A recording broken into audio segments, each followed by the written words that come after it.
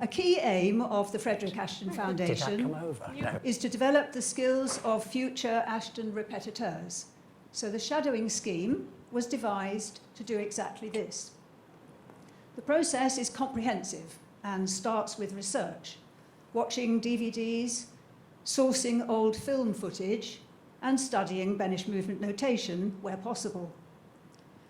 It continues with shadowing current repetiteurs who have many years' experience, observing them at work in the studio, teaching and coaching Ashton ballets whilst they piece the ballet together, and then following the transition to the stage.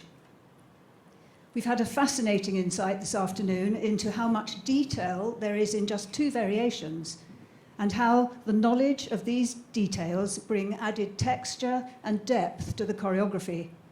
And it's not just a matter of teaching the steps. The repetiteurs need to have the knowledge of these details for the ballet as a whole, how the choreography relates to the music, and the many ways of approaching the development of each and every dancer in their role, bringing out their own individual qualities whilst ensuring the choreographer's intent. Time is of the essence to ensure that every aspect of the ballet has been covered within the rehearsal period, so understanding scheduling is crucial. In the theatre, of course, there are many more elements to observe and study relating to staging the ballet.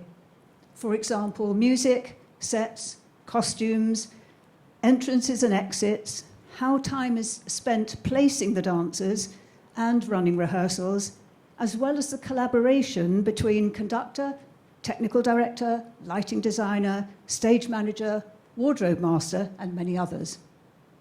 The list is extensive, and there may be many decisions to be made even at that very first stage rehearsal. And a small example of that is, do the tabs or house curtains open this way or this way?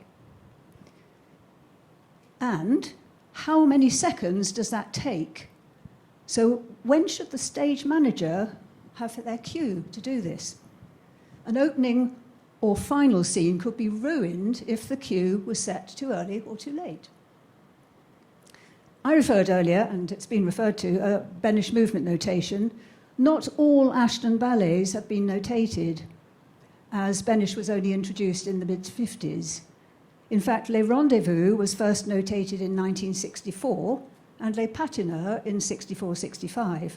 And over the years, as we've seen, adjustments may have been made to the choreography for some reason or another, perhaps by Sir Frederick himself, or to suit a particular dancer, or maybe to accommodate the size of the stage, and in some productions, number of couples may have changed.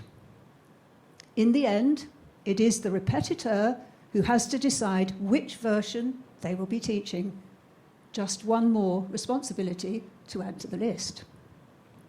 So you can appreciate how important it is for future generations of Ashton repetiteurs that the shadowing scheme gives every opportunity for them to study from that initial preparation to the first shadowing rehearsal in the studio, following the transition to the stage and beyond to the performances. This will ensure the choreography is preserved and the ballets are performed in the future to the highest possible standard.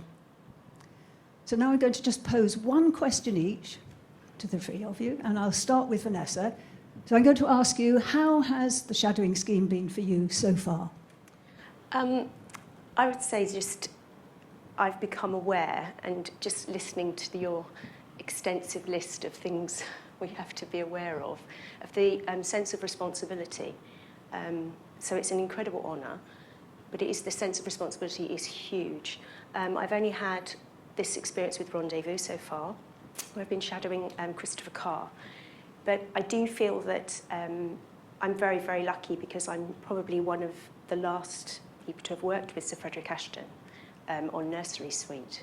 And so I helped create that with him in the studio when I was 16, in fact, with Dame Merle as my director. So it's like full circle today for me. So I do feel like I can come at it with a little bit of experience, obviously not as much as Wayne and Dame Merle. But yeah, it's been fantastic, and it's eye-opening, because as a dancer, you don't realise quite how much goes into a production. You're aware of certain aspects, and that there's more to it than just learning the steps. But I think the detail, not just in the dancing, but in everything else that's associated with the production, is quite enormous. And so I'm looking forward to it, and I've got the energy. I'm going to work hard, I promise. But yeah. Thank Amazing. you. And Isabel, you've been on the programme for a while now, so how is it going for you? Well, it's been wonderful. I've been under the tutelage of Lynn for 2.5 years, and I've shadowed Les Patineurs and the two pigeons, monotones, and I've learned huge amounts. And then I was really grateful to have the opportunity to go to Ecuador with Lynn to put on an evening of Ashton works. And that was an incredible experience as far as going from the studio onto stage, and all the components, as Lynn mentioned earlier, that are needed, that are a part of the process that need to come together to put on one evening's performance, and it's huge. So it's truly wonderful.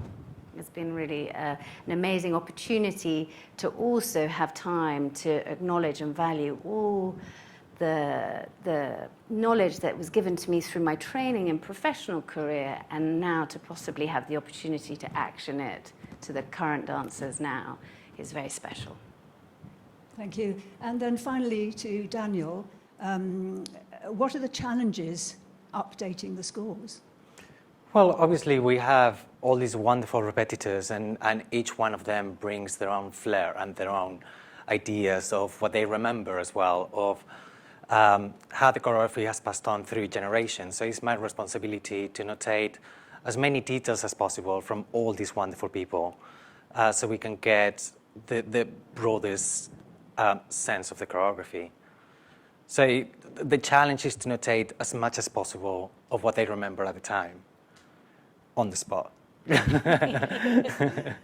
Well, thank you very much to the three of you, and I'm sure you would like to all join with me in wishing them the very best in the future.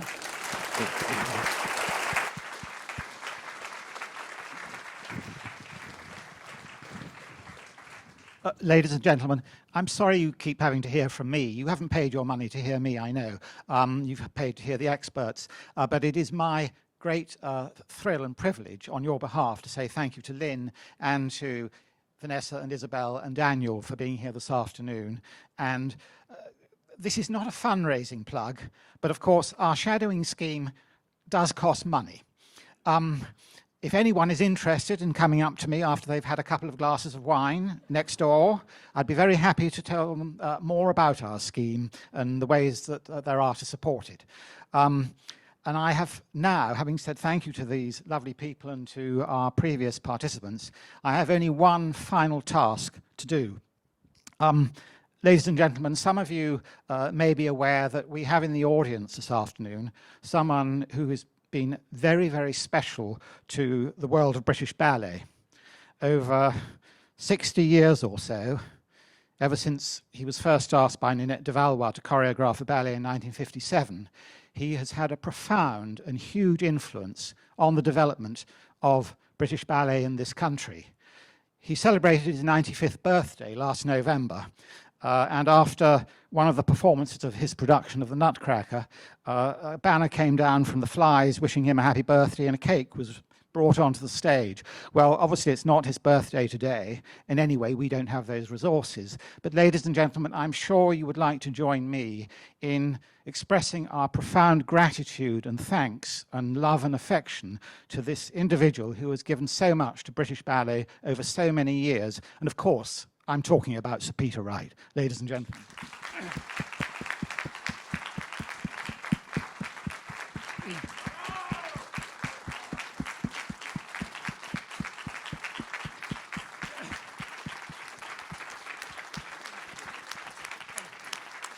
If you want to say thank you. I would just like to... It's working. It's working. Yes, hold it up in its working shot. Is it? Yes. Yes. Good. I just want to say that those two words, thank you. And it's been wonderful and awful, my career. Of real ups and real downs, but I'm still serving, and I still might get a bit more in the next few years. I hope so, because I can't bear to leave the ballet. Thank you, Peter. I'm Thanks, so Sarah. pleased you're here. Oh, it's just lovely that you are. Oh,